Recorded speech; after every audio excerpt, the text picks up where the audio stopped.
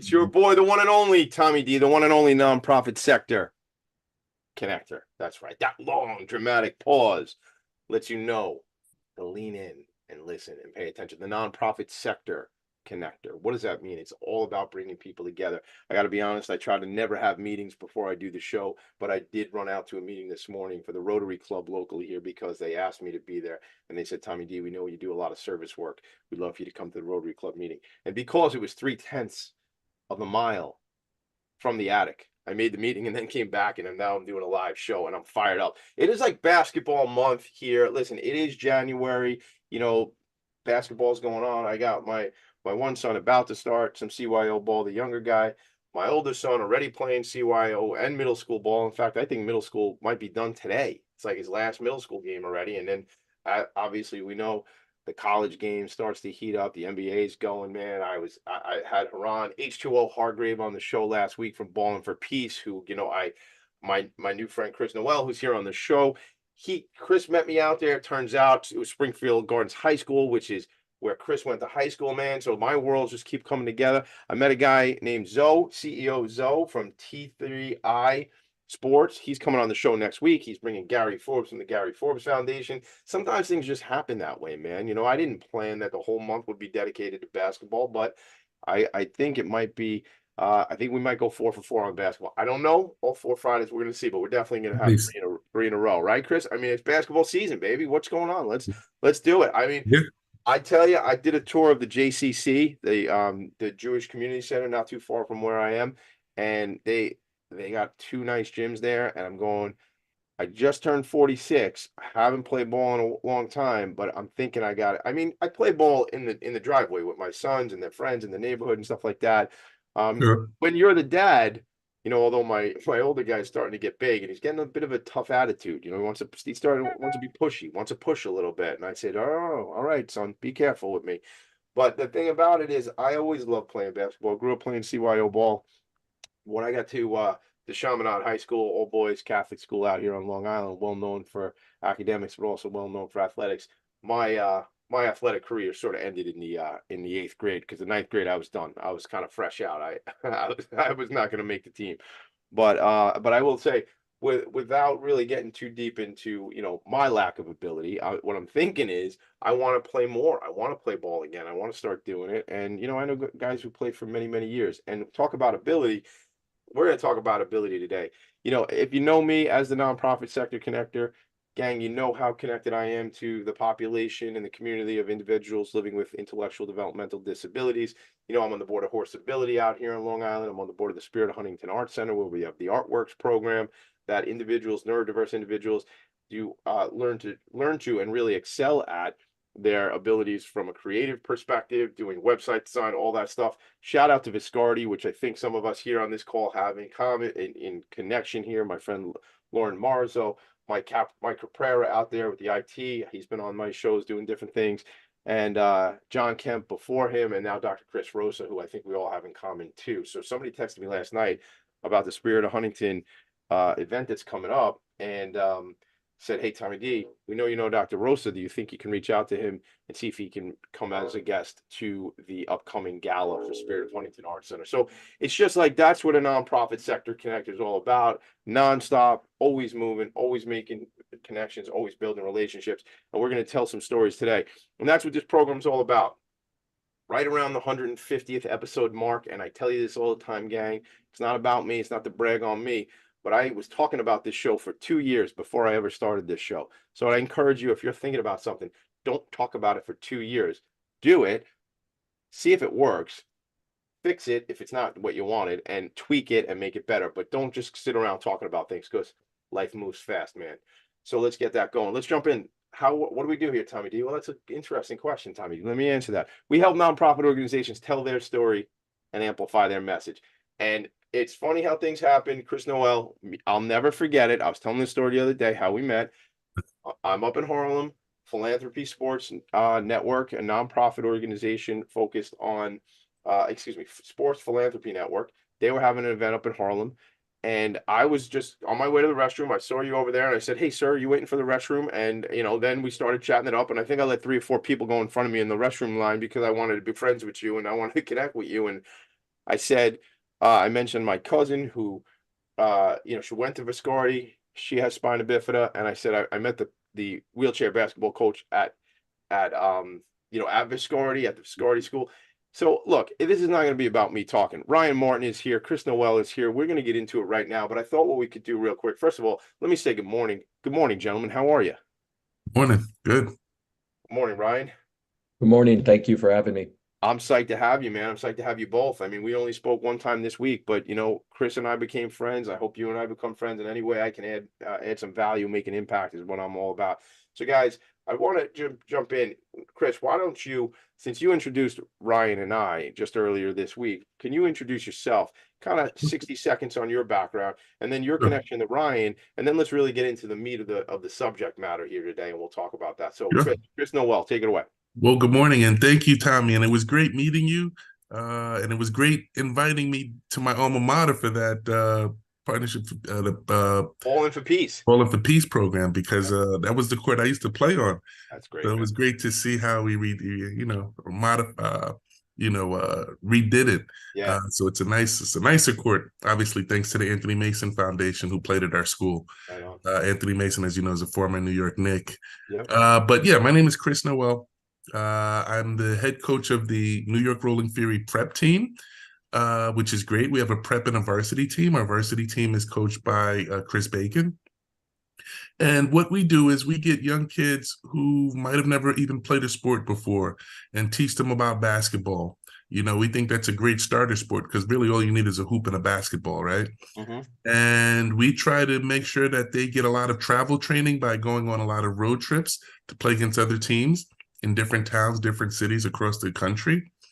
And we're looking good this season. Both our prep and varsity teams have good records, and we're going to Atlanta first week of February, so we're looking forward to that. And I would say with Ryan, me and Ryan, obviously we run in the same circles. I was a former rolling Knick.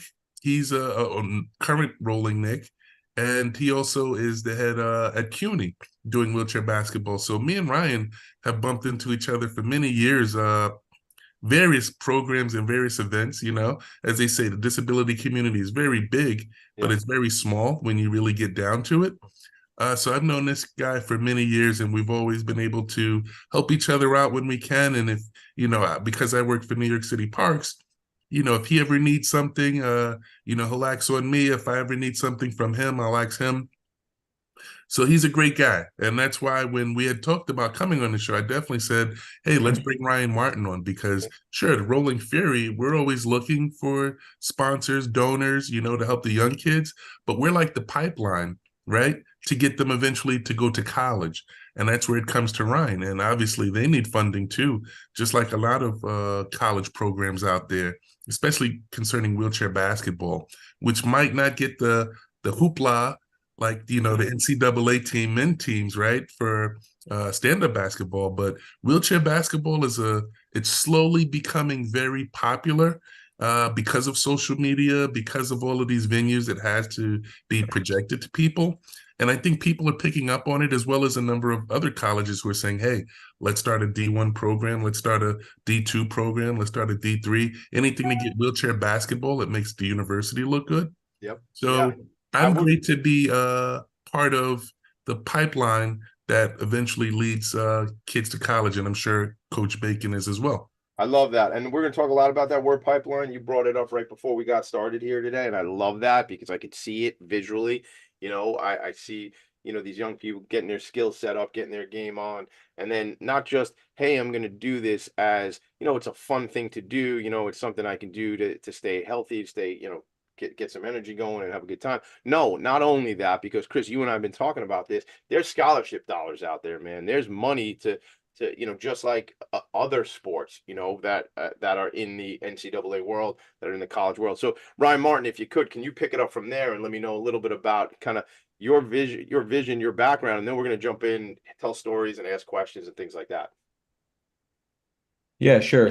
Thank you for joining me and Chris, or thank you for having me, excuse me, and Chris, thank you for the invite to jump on with you. This is a cool opportunity. So, currently I'm the director for CUNY's Inclusive and Adaptive sports program. We are in year 3 of the program, and we're one of a handful of universities across the country that have adaptive sports programs. Just from a collegiate perspective, there is the NCAA, which is the governing body for able-bodied sports, does not recognize adaptive sports, right? So the landscape is very similar to women's sports pre-Title IX, right? It's a lot of grassroots, a lot of nonprofit work to build it up and find a suitable home for it within the walls of academia and various departments, right? So we are in earnest working to provide a more robust program for the critical mass of students with disabilities at CUNY.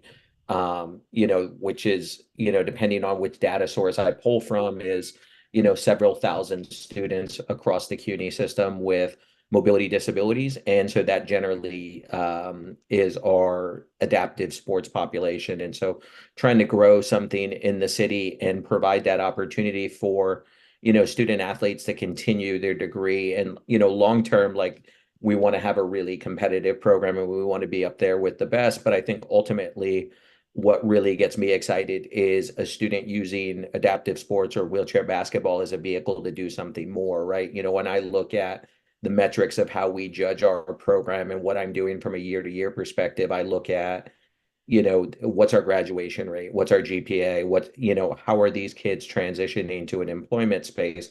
I think the last thing, I want our program to do is really create great adaptive sports athletes, because there is no financial windfall, right? They're all going to need a job. The NCAA adage where they say, all of our athletes are going to be professional in something aside from their sport, right? And I think that holds very true in the adaptive sports realm, as there's very few opportunities to professionalize yourself at that point. And so I'd rather our athletes, be part of that minuscule population within the disabled community that are gainfully employed and able to kind of take care of, their long-term needs and their quality of life. And so I think from a university perspective, yes, we want to be competitive and all of those sort of things, but I judge myself on, are our students meeting those transitional goals from an academic perspective and like long-term from a quality of life? Because I think, Chris and I would both agree, while we would love to just talk about basketball on the podcast, within the disabled community, there's larger issues that generally don't get brought out to the forefront of, the national conversation as challenges because it stays siloed within the disabled community. I absolutely love, and again, Ryan, we don't know each other, so you don't know the connections, relationships I have. And I shouted out Spirit of Huntington Arts Center early on in the program today, but it is an absolute travesty and a tragedy. I'd say the unemployment in the the disabled, or as we say, intellectually developmentally disabled population. I mean, the numbers are staggering, and I argue all the time on this show and in other parts of my life that it is not an ability issue. It is an accessibility issue. It is a focus issue. It is an availability issue for individuals. I think, plenty of folks that I know that have a quote unquote disability have incredible abilities, man. And I always say, kind of tongue in cheek, I say, I'm not personally not very good at many, many, many things. So I focus on the 2 or 3 things I'm really friggin' good at. And if we did that in everybody's scenario and focused on what are your abilities, where do you want to be, where can you excel, where and then there are those accommodations and accessibilities added on for individuals. Again, I have ADHD, man. I didn't know I had it my whole life. I learned last year and a half that I have it, and I'm doing what I do in my world. So there are, I think, if we're focused on my inabilities or anybody's inabilities, then nobody's going to do anything. And I don't want to say I understand it completely. But to Ryan, to your point, yeah, we're going to talk about wheelchair basketball, but talk about it as a vehicle for people to be professional in other aspects of their life. And whatever you mentioned, the word gainfully employed, you talked about careers. Let's be honest, even guys who play stand-up basketball, as you said, Chris, most people aren't making it to the NBA. Most people aren't playing even in an international level. Most guys and gals are not going to play on that professional tier. So what are you really going to do, right? I think that's some of what you're talking about too, Ryan, right? Yeah. Yeah, and I think when you look at the disability space, I think you've got, there's the issue in the employment space. It's a nuanced conversation, but I think a couple of the really large barriers is, governmental policy, with like work to worry bills and different things like that that come from states. And I also think you have a stigma out there, as much as we are DE&I focused and hyper conscious about employment of, diverse perspectives, to the workplace. That's not happening as much as we would like to think it is. I mean, every couple of months, like your employers are going to say, hey, we're doing this, and they'll highlight that one diverse candidate that they have. But is it happening from a systematic level? And I think there's policy from government perspective that's making this a really hard issue. And then also there's stigma from the employment space. But I mean, my role at CUNY and like my team at CUNY, we're focused on making sure that you have the tools to be competitive in that, in that hyper competitive employment market. And I think, there's a lot of data out of the University of Houston from Dr. Cottingham on the value of individuals with disabilities participating in adaptive sports and their likelihood for successful employment and transition through higher ed. And so, I know what Chris Noel and Coach Bacon are doing through the Fury is just kind of starting that process and instilling that value of like, hey, basketball can take you so far. But, Coach Noel and I always talk about like, hey, can we put in the right pieces, right? Like, hey, you didn't make that shot, but did you do your homework? Right. Yeah, And it seems exactly. trivial, but like, long term, that's kind of what it is. Yeah. Yeah. Yeah. Chris, please. And I would say even if for our team, like, I coach the prep, which is usually 13 and under. And even if you ask the parents, we have team meetings. I'm quizzing them on words that I'm saying and math problems. Because as me and Ryan, like we talked about one time, hey, if we could get a kid to college, right, and not even playing wheelchair basketball, but, doing it through his youth to do something through high school and everything, that's a win. Sure. It's not like we're saying wheelchair basketball is the only way for kids with disabilities to get into college. It's just about a vehicle to keep them doing something, keep them active, right? And then also keep them in their books. But the main thing is getting kids to college, as Ryan mentioned, so that they could get a job after college or feel like they're contributing somewhat, and not just like saying, okay, well, I'm disabled, so I'm not supposed to achieve much. Like, no, you're a human being living in America where we have a lot of opportunity to do a lot of great things, if given the opportunity. So we, on a Rolling Fury level, we push our kids to say, hey, basketball is a great vehicle to get you there. But hey, how are you doing in class? How are you how are your grades looking? And the great thing about wheelchair basketball, especially for the tournaments we go to, they give awards away for kids that are doing great scholastically. So it's both. We're going to go a quick break, Chris. So I'm just jumping in for a second. So it's not. So we are as an organization. Both your organizations, focused on the academics and the athletics, right? It's together in tandem, right? So I want to dive more into that. We'll hear a little bit about upcoming tournaments. I want to come out and see you guys when you're playing. Nice. I have a contingent of my network down in the Atlanta area, so I might push some folks to get out and see those games in that tournament. We do have to take. We're like 5 minutes over break, Tommy D. Be quiet and go to break, Tommy, please. Okay, we'll do it. We'll be right back. Are you a conscious co-creator? Are you on a quest to raise your vibration and your consciousness? I'm Sam Leibowitz, your conscious consultant, and on my show, The Conscious Consultant Hour, Awakening Humanity, we will touch upon all these topics and more. Listen live at our new time on Thursdays at 12 noon Eastern Time. That's The Conscious Consultant Hour, Awakening Humanity, Thursdays 12 noon on talkradio.nyc.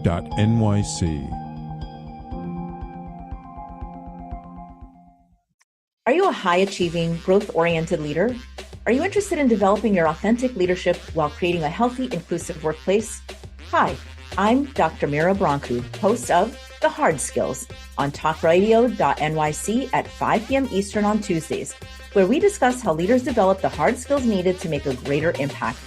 We interview experts, have live coaching, and tackle these challenges. Listen to The Hard Skills on Tuesday at 5 p.m. Eastern on talkradio.nyc. Are you a business owner? Do you want to be a business owner? Do you work with business owners? Hi, I'm Stephen Fry, your small and medium-sized business or SMB guy, and I'm the host of the new show, Always Friday.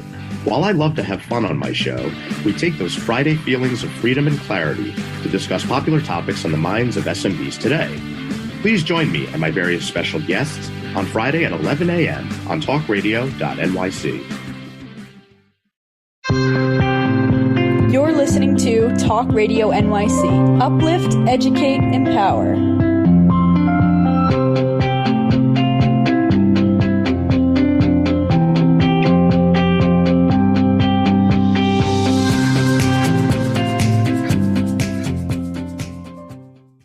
Nonprofits need connections to move in good directions. So cut through all the static. Join Tommy in his attic. All the static. Join Tommy in his attic. We're overtime, so we are overtime in this first break. I didn't take the break on time. Shame on me, but guess what? It's my show. I do what I want. All right, let's get right back at it, Chris and Ryan. I just want to give a couple of accolades. Ryan attended Southwest Minnesota University on a wheelchair basketball scholarship. He's recognized as 2022 College Coach of the Year by the United States Olympic and Paralympic Committee. And this program that we started to talk about, the CUNY Adaptive Sports Program, is in year 3 right now. So we're going to dive into more of that. I have a feeling this will be one of the episodes where we run out of time way before we run out of things to say. So what it means to me is, guys, I'd love to have you come back on the show at some point. We got 40 minutes left, but I'm just feeling it already. I already know it. And, Chris Noel graduated from Eisenberg School of Management at the University of Massachusetts Amherst in 1998. And after sustaining a life-altering injury in November of 2003, he entered the new world of paraplegia and has become an advocate in so many different ways. And, whether it be volunteering at the Harlem Independent Living Center as a spinal cord injury advocate and peer mentor, which led him to other work in the space. And, Chris, it comes down to it is, there's life after an injury like this, and there's all this opportunity. And I'm always very careful about speaking like from somebody else's perspective, because I can only speak from my perspective. What I'm going to ask you though is, it's a mindset in many cases in our life. It's a mindset issue of what we do next after anything that happens in our lives, right? Well, I was thankful because, as you say, it's after becoming disabled, it's like starting your life over again, right? Because you have to learn a new set of rules. And I'd say the thing that got me to the level where, thank God, I am gainfully employed, right? At this point after injury, it's not easy. But I would say someone that got me to this point, I was at a Knicks game. Actually, I was at Madison Square Garden, and that's when And1 used to have the tours. They used to go on tours, And1 tours, and they had it at the Garden. Sure. So I was there with a couple of my college buddies because, we always love basketball. We played on after-work leagues, here in the city. So we're like, oh, let's go to that. Now I'm disabled at this point, right? It's about a year and a half after my injury. So we're watching a game, and a guy comes in a wheelchair, and he says, hey, you play basketball? I'm like, yeah, I used to play basketball all the time. You see I'm sitting tall in this wheelchair. He's like, no, have you played wheelchair basketball?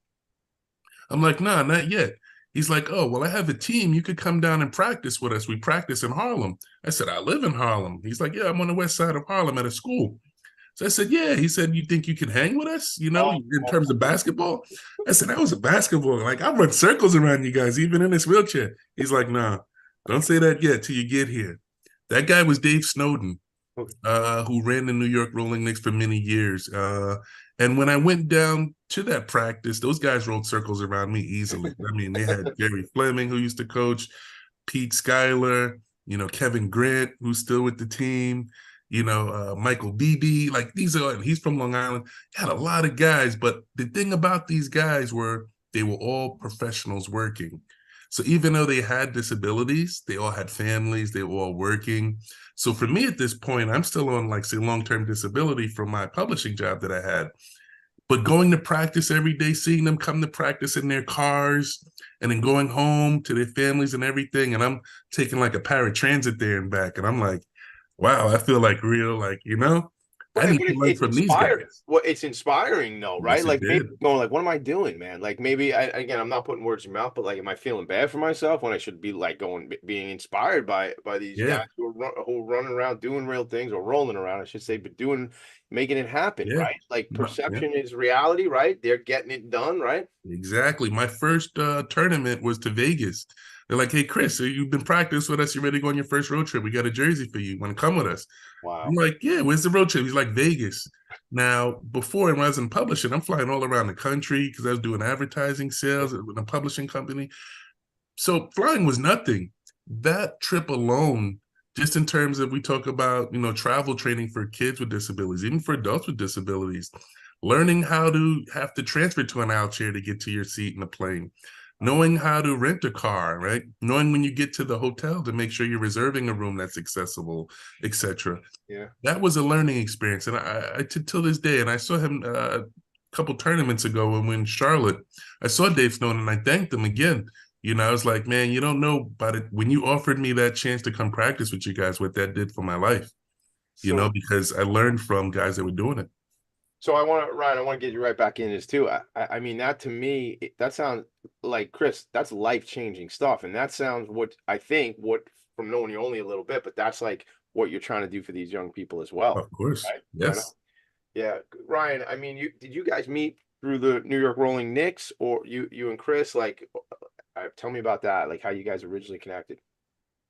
That's a great question, Tommy. I'm not exactly sure, like the moment we met. I think Chris said it at the jump here, like the disabled community is kind of a I don't want to say a closed community, but like, the people who are doing good things in the space, and you tend to kind of rely on each other, especially in New York City with a lot of barriers to providing access to sport for individuals with disabilities. I think I think if Chris and I compared notes of who we go to for, said resources, it would probably be pretty similar. He works for Parks and me working for the university. Yeah. And so I think I think both of us are really, from our perspective, trying to tackle the issue of, access with the hope of providing that sport opportunity to, greater opportunities for this specific population. Yeah. Yeah. I want to understand, look, it was just this is a bit of a joke. When I was, I was talking to the wheelchair basketball coach one day at Viscardi, and he told me to come through and play one day. This hasn't happened yet. This is a few years ago. And he goes, Tommy, we're not playing here. And we're playing ball, but we're not playing here. And, there's these games that, especially at the adult level, I mean, these are men playing basketball. This is not a goof here. Right? It's not a showcase, guys, right? No. And that's, I remember the coach. Do you know the coach out of Viscardi? I can't think of his name. Joe. I think Joe. I forget his last name. Yeah. Yeah. So that access piece, I want to go back to that in a few minutes, Ryan. I figure we'll do a quick break right now so we can get a full section at the next piece when we come back from the break. I want to understand, Ryan, from your perspective when we come back, I really want to talk about your vision for what CUNY can do with this adaptive program. Because as you said, I mean, I read a little bit on the intro here, how you were recognized, and you mentioned this piece about, the NCAA does not really recognize, is not the governing body on adaptive sports. So I want to get more of a vision from what you see and how you see the world. And really, ultimately, what always happens in this program, what happens in connecting with me is, how do we help, man? How do we help? Who do you want to meet? Who do you want to get with? I mean, like I'm very close friends with the CEO of the Queens Chamber of Commerce, Tom Gretsch. Tom Gretsch is wired in a lot of ways to officials, political officials in the city. He I don't want to say he hangs out with the mayor all the time, but he knows the mayor. And what is that? Is that helpful, Ryan? We'll ask that when we come back. But it's, who do you want to meet, relationship wise, connection wise? How do I get you guys plugged into my network? Not how to, I know how to, but who in my network do you want to plug into? And we'll talk more about that type of stuff when we come back. And I also always love talking about events. What do you have coming up, man? Where can people plug in? Where can people get access? I mean, so much of this world is about, hey, here's what we're doing. Come over here and see what we're doing. And if people aren't aware of what's going on, man, people just don't know. And that, I guess, really, when I boil down what this show really is about, it's about educating people on how to plug in to the great nonprofit organizations and the great leaders who are doing this work. So if that's cool, we'll take a quick break. We'll come back and we'll dive more into this really special work that you guys are doing. Right back, Philanthropy and Focus, right here. Hey everybody, it's Tommy D, the Nonprofit Sector Connector, coming at you from my attic. Each week here on talkradio.nyc, I host the program Philanthropy and Focus. Nonprofits impact us each and every day, and it's my focus to help them amplify their message and tell their story.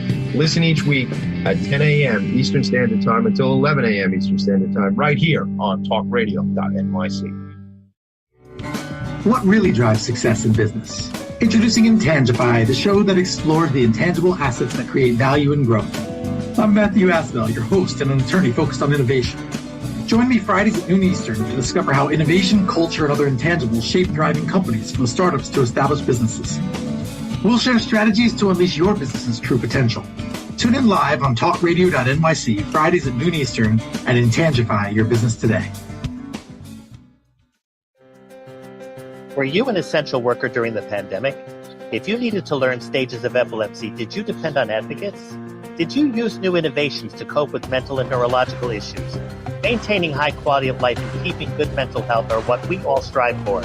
I'm Frank R. Harrison, host of Frank About Health, and each week top healthcare influencers, professionals, and innovators answer these questions and more. Stay tuned on Thursdays at 5 p.m. on talkradio.nyc, and I will continue to be frank about health with all of you. You're listening to Talk Radio NYC at www.talkradio.nyc, now broadcasting 24 hours a day.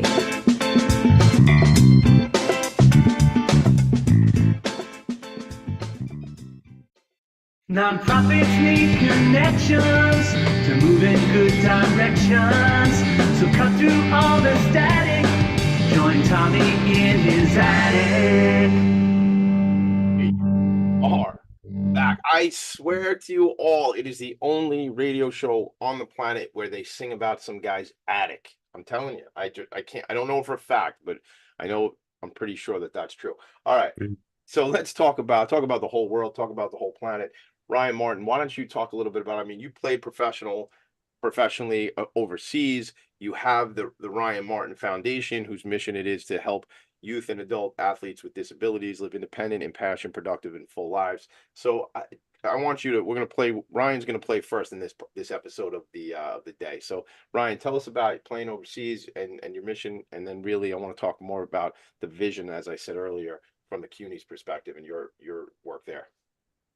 Yeah, so the opportunity to go overseas was obviously a life-changing experience. I got to play 10 years overseas, 8 years in Spain and 2 in France.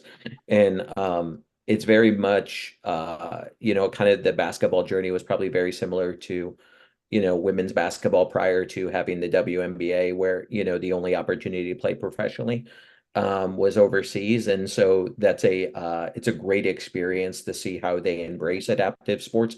As far as like, Tommy, I'm sure you've seen soccer games with the drums, the flags, and the singing, and like, the fireworks in games, right? So it's a really awesome environment where, the contrast in the US where, maybe 10 people come watch a game and they're probably all family and friends, right? Right. It's a really cool environment to do that. And you get to see the hyper competitive side, like if you don't play well one week, you might not get the paycheck, right? Yeah. And like, Wow. For real. I joke, but yeah, no, it's serious. it's super cutthroat and all of that sort of stuff. But it was a tremendous opportunity to, acquire other languages and just gain perspective and knowledge that you really can't get in a book, living abroad. And so, I encourage anybody who gets the chance to travel, and especially if somebody's going to pay you to travel, that's always nice. But just an awesome experience to take back. But the money isn't life changing, right? So that's probably the message that I share with like the youth athletes that I work with, that like, hey, get your degree and have that opportunity, travel abroad, make a little bit of money, but like at some point you're going to have to come back and focus on the here and now. And so do everything you can while you can. To get that experience and that, that degree that allows you to transition successfully. Yeah, it's interesting you compare it to the WNBA. I think in terms, growing up here on Long Island, I didn't play lacrosse, but my boys have played lacrosse. Actually, both my girls have played lacrosse. And I remember back in the day, the New York Saints used to play at the Coliseum, and it was a, indoor lacrosse league. And again, lacrosse being as big as it is in parts of the country, those guys had to have real jobs. They would play lacrosse on Friday night or whatever it was, but that wasn't their gig, man. It wasn't like playing in the NBA, Major League Baseball, and different things like that. I think back to the early, like in MLB, guys had jobs like, 100 Sure. years ago, right? You might have played ball, but you also, like, in the off season, you actually had to go do something. Now in the off season, these guys are probably in training camps and getting ready for the upcoming season things. In fact, by the way, shout out to Queens. Let's go Mets. This might be the year, man. 2024. It's been a while. Let's go Mets. So I want to go over to Chris and see Chris, from the perspective of, as you network and connect with other people, whether it be in the disability community or not, um, getting the word out on these programs. I know this is important to you, and then I want to go back to Ryan and talk about the CUNY thing again, as I said. But Chris, from your perspective, you see this as a pipeline, what you guys are doing at New York Roll and Fury, and I'm sure there's other programs similar around the country.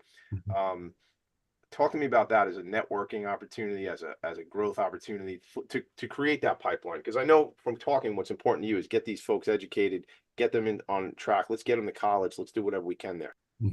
Well, I say for us, networking is any opportunity we get, and a lot of times it's through our parents. The parents are the greatest network because a lot of times they know other families that have a child with a disability, from going to various meetings or, Zoom meetings regarding that disability. So our parents do a lot of networking and bring in a lot of kids, a lot of recruitment for us. And when they do come in, that's the thing. They see what type of program we have and they stay because they're like, wow, we didn't know about this. We wish we would have known sooner. So the earlier we get a child, the better.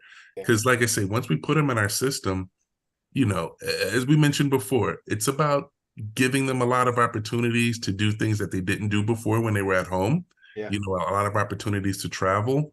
But the main thing, and that's the mantra for our organization, is to become great competitors. I mean, we're in this to win, like even if it's an after work league or whatever. Oh, nobody wants to lose. We're playing ball, right? Yeah, Like, no one wants to lose. And trust me, when you lose, no disrespect to teams that, might not win, but our main thing is, no, we want to create winners, because when you create winners, you give a child confidence. And when you give that child confidence, then they believe that, hey, I'm disabled, but, they're going to school with a bunch of able-bodied kids. Yeah. And they say, hey, you don't know how I just scored Right. 16 points in this last tournament, had like 8 assists, They can talk about things like that, even if they're disabled. So that in terms of networking, because now the students are talking about them, the schools are interested. Yeah. So the school might say, hey, come in and do a showcase for our teachers. And we've done that. We were out in Long Island at Glen Cove High School. Oh, that's right by my house. I didn't know. Oh, man. Yeah, we did a showcase. It was a fundraiser showcase where we had different organizations from that school and locally play against our kids in wheelchairs. And it was a slaughter, but I mean, it's expected, right? But it's all for the fun. It's all for the money that they're donating and raising and the kids. But it's all about keeping them in that school mindset, because as we mentioned, wheelchair basketball is a great way to get into college. But you could go to college on a wheelchair basketball scholarship and not finish your first year, Right. So if you're not going there with a school focus, Yeah. You could just easily be back at home, whether you're playing wheelchair basketball or not. So that's the main thing we tell our kids is like, hey, we want you to be good academically, as well as athletically, of course, because, we want to have competitors out there and we want to win. We want to win championship and bring it back home to New York, right? Yeah. But we also want them to become something. Not just a basketball player for a kid with a disability, but like you're a scholar, like, you're getting the top grades in your class amongst a lot of kids that are non-disabled, Yeah, Chris. I mean, I love all this because, I think about resilience, and I think about it in my own home sometimes. And it's like, somebody gets defeated on something and like, I got to go, whoa. I mean, I'm referring to my children, I'm like, yo, let's go. So what? So it didn't freaking work. Okay, because otherwise the thing is, yeah, well, then we just get defeated and that's it. And that's the end of the story. No, let's freaking go. And I might have said other words, but let's go is the point. Like, and what you're saying is, no, we're not going to win every time. And, I feel like growing up, sometimes failure is this thing like you failed that thing, and I'm not going to be like cliche and say, first attempt in learning, that's the acronym for failing, although I guess I did just be cliche by saying it. But the point about it is either what is it that they say?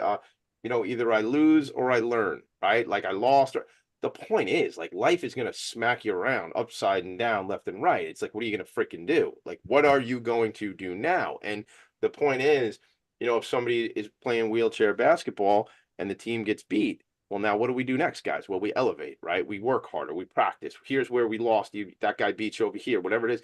Well, guess what? That's just a lesson in life. Yeah, it's about the game, it's about the sport, but it's also about what's going to happen when you don't get the interview, you don't get the job, you don't get the account if you're a sales professional, whether you're able-bodied, disabled. The point is, if you didn't win the business, well, what are we going to do differently next time? That's life. That's the whole thing. That's 80 years in a nutshell, is like, things are going to be difficult. You're going to have to decide if you want to overcome them. You move on. You're going to win. Then things are going to be difficult. That's life. That's how it works. Look at me, just dropping knowledge. Ryan Martin, I want to talk to you about your foundation. Why did you want to create a nonprofit organization? What was it that you saw as an opportunity there? Yeah, so when I was playing overseas, I did a lot of public speaking, and probably the area where I did the most public speaking was at basketball camps for kids with, or non-disabled kids, right? And I live in Connecticut. My summer home was in Connecticut when I lived overseas. And so it was a lot of the ex-UConn guys, Kemba Walker, Ray Allen, all of that. And I would speak at their camps, and I got tired of just seeing, like, in no disrespect to either of those, either of my friends there, but like, I got tired of seeing like the camp structure and that youth-based opportunity for non-disabled kids. And I was like, well, why can't I do a camp, right? I think I was like 25, 26 and had no idea about nonprofit, liability, any of that sort of stuff. And so, it was kind of just to provide an access. And I actually started doing it in Madrid, Spain because that's where I was living the majority of the time. And so we support a program, in collaboration with the Estudiantes, which is one of the ACB basketball teams in the city. And then when I came back to Connecticut, it was kind of doing the same thing. And it was just trying to create opportunity and kind of pay it back, right? I think, my journey through basketball, it's allowed me to get a couple of college degrees. It's allowed me to, travel the world. It's allowed me to put a little bit of money in my pocket. And, I owe a lot to this game. And so I think, the foundation and then my role at CUNY has always just kind of been, how can I create systemic change for other individuals to have that same opportunity? And whether that is, I don't expect everybody to have the same exact journey I've had, but I've also had the liberty to, get my education and figure out life from there because I've had the resources. And so I think that's probably been always the catalyst and the driver, and it's evolved as I've evolved as an individual. Chris Noel, thank you for introducing me to Ryan Martin, because I'm so thrilled to know you. Systemic change. We're talking about government policy. We're talking about, I say this, where's my mug? I have a coffee mug up here. Here it is. And it says, and this is tongue in cheek, guys, but it says, no big deal, just changing the world. Yeah, it is a big freaking deal. It is. That's what this show is about. It's about people who are a big deal, because it's about people who are changing the world. And that's what we're here for, gang. I said it before, you got 80 years. What are you going to do with it, man? What's your legacy? Why are people better off? Because you graced this planet with your presence. Right on? Right on. That's what it is. Shout out to the New York Rolling Fury. They said, hey, guys, what's going on? Hello, New York Rolling Fury. They're checking in on YouTube. That's right, because you can watch us on YouTube. You can watch us on Facebook. You could watch us on Twitch. Now, look, I don't know much about Twitch, but I know both my sons are into Fortnite, and they're playing Fortnite like crazy. As I understand it, there's a guy, I think he's called Ninja, who makes like $1 million a month playing video games. So whether you're going to play wheelchair basketball, whether you're going to play video games, look, figure out what you're passionate about and go freaking do that and try it out. And, it's just funny. I remember growing up, and my parents, and I think guys were in a similar generation, that were like, what are you doing playing video games all the time? Well, you can't say that all anymore when a guy's making $1 million a month playing video games. Anyway, we're on Twitch, we're on LinkedIn, we're on Facebook. I can be reached at TommyD.NYC on Instagram, or at email TommyD@Philanthropy and Phocus PHOCUS.com. All right, in a minute or two, we'll take a break. And then, guys, what I want to do, though, is I usually say leave it on the field, but that's not appropriate today. So I want to leave it on the court. I want to leave everything on the court today before we leave. I want to leave it all out there. Ryan Martin, Chris Noel, whatever it is when we come back from a break that you want to say that we got to let people know. Obviously, we're going to tell them where to go, where to check out your organizations, how to plug in, how to support in upcoming events. But I want to make sure when we come back that we hit it hard and we leave everything out there. And then I promise you, if you ever want to come back, you're always welcome back. We could do the show again, because what I see you doing when you talk about systemic change, and Ryan, you mentioned earlier, you talked about diversity, equity, inclusion. I always feel if we don't, the thing about diversity, equity, inclusion, which I think in experience that I have in the world, sometimes we forget about people with different abilities, and it's not a focus. So we have the New York City Imagine Awards and the Long Island Imagine Awards, and there's a category there: diversity, equity, inclusion, and accessibility. And I took a class at the Institute for Nonprofit Practice, and it's diversity, equity, inclusion, and belonging is thrown in there. So there's a lot. And to me, it's about connecting with people. It's about love, compassion, and that relationship with people for us to find out what people need, meet them where they are, and give them what they need. But that's, that stuff, that's systemic change stuff. I mean, Ryan, we could talk 3 hours on just how you're working that and implementing that. And maybe one day we'll all come back and do that. So at this point, we are going to go to a quick break right now. When we come back, I just want to, as I say, leave it on the court, guys. So think about it while we're away, and then we've got about 9 or 10 minutes to finish off the show. All right, this is Philanthropy and Focus. We will be right back. Are you a high-achieving, growth-oriented leader? Are you interested in developing your authentic leadership while creating a healthy, inclusive workplace? Hi, I'm Dr. Mira Brancu, host of The Hard Skills on talkradio.nyc at 5 p.m. Eastern on Tuesdays, where we discuss how leaders develop the hard skills needed to make a greater impact. We interview experts, have live coaching, and tackle these challenges. Listen to The Hard Skills on Tuesday at 5 p.m. Eastern on talkradio.nyc. Hey everybody, it's Tommy D, the Nonprofit Sector Connector, coming at you from my attic. Each week here on talkradio.nyc, I host the program Philanthropy and Focus. Nonprofits impact us each and every day, and it's my focus to help them amplify their message and tell their story. Listen each week at 10 a.m. Eastern Standard Time until 11 a.m. Eastern Standard Time, right here on talkradio.nyc. Are you a business owner? Do you want to be a business owner? Do you work with business owners? Hi, I'm Stephen Fry, your small and medium-sized business or SMB guy, and I'm the host of the new show, Always Friday. While I love to have fun on my show, we take those Friday feelings of freedom and clarity to discuss popular topics on the minds of SMBs today. Please join me and my various special guests on Friday at 11 a.m. on talkradio.nyc. You're listening to Talk Radio NYC at www.talkradio.nyc. Now broadcasting 24 hours a day.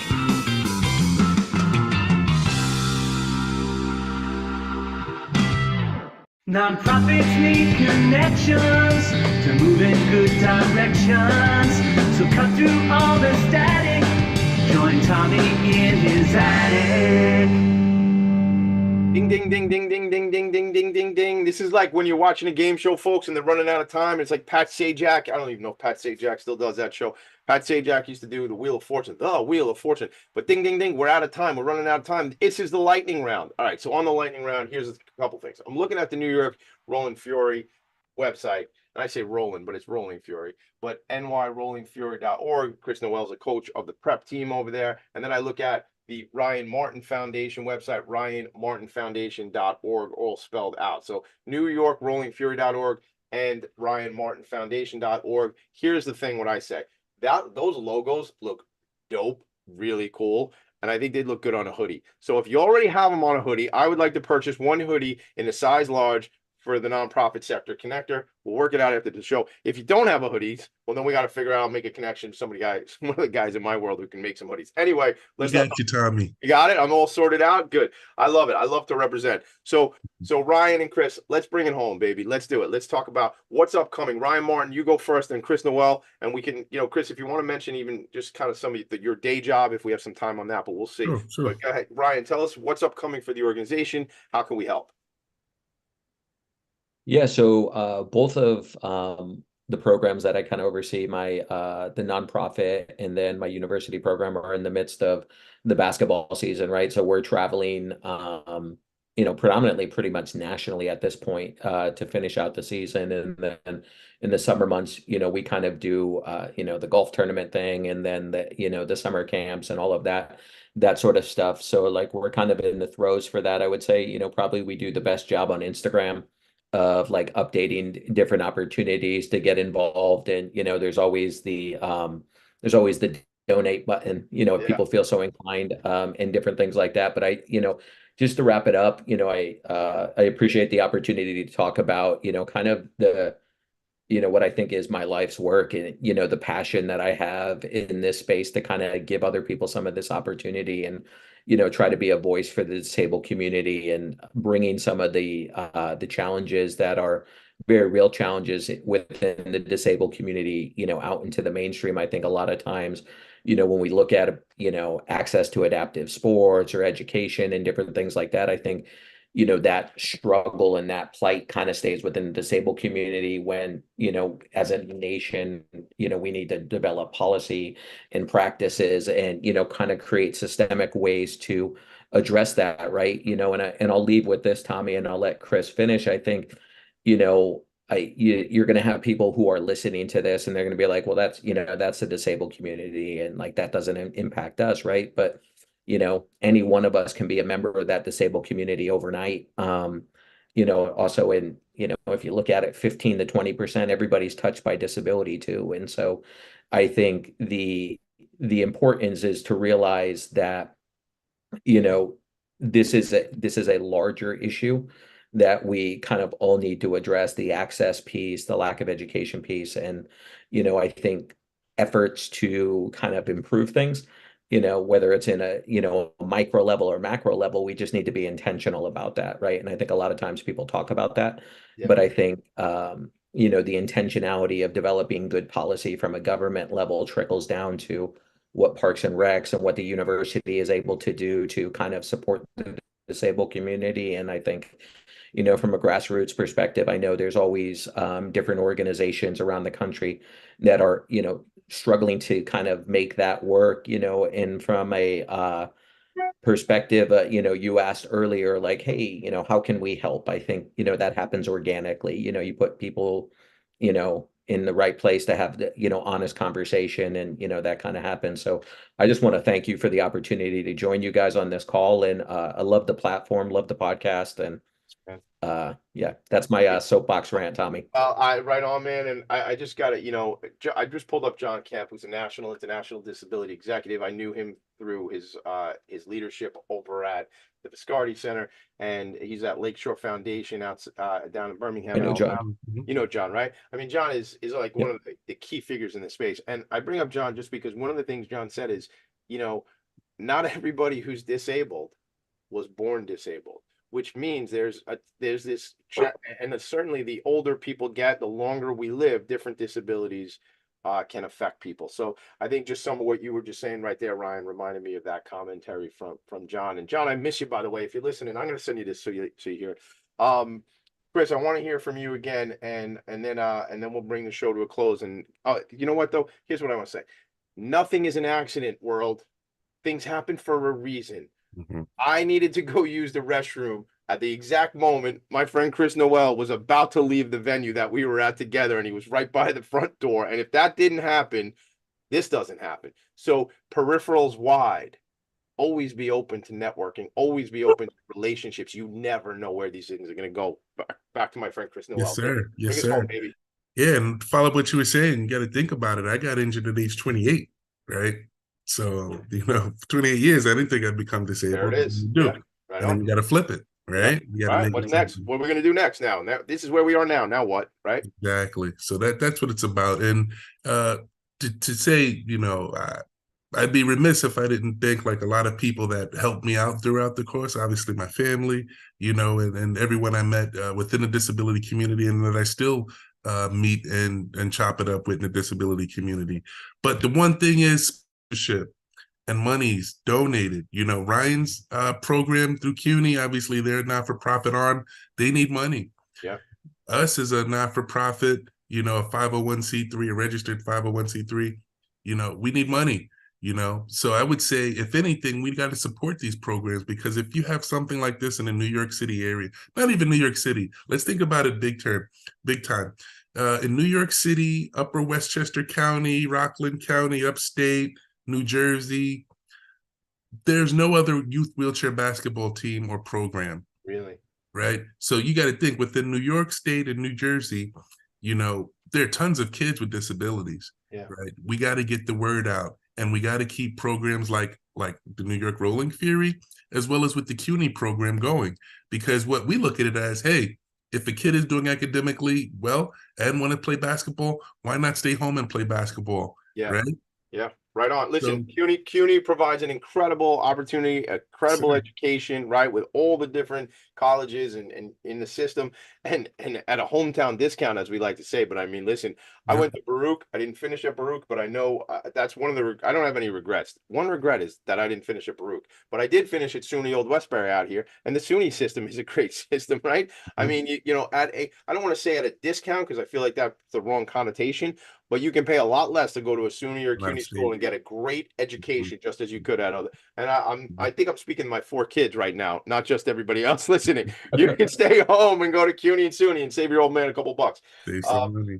So I'm taken by the opportunities that you guys bring by coming into my world today. I'm just taken by the fact that this is my mission, Philanthropy and Focus. This is what I'm supposed to be doing, is helping, you know, bridge the gap, make the connection, and do this important work. And I'm appreciative of you both. Take it away, Chris. Go ahead. Please visit our website, as he mentioned, with Ryan Martin Foundation and the CUNY Adaptive Sports at their website, as well as the New York Rolling Fury, as well as our Facebook page. So hit me with the Facebook, Chris. New York Rolling Fury on Facebook.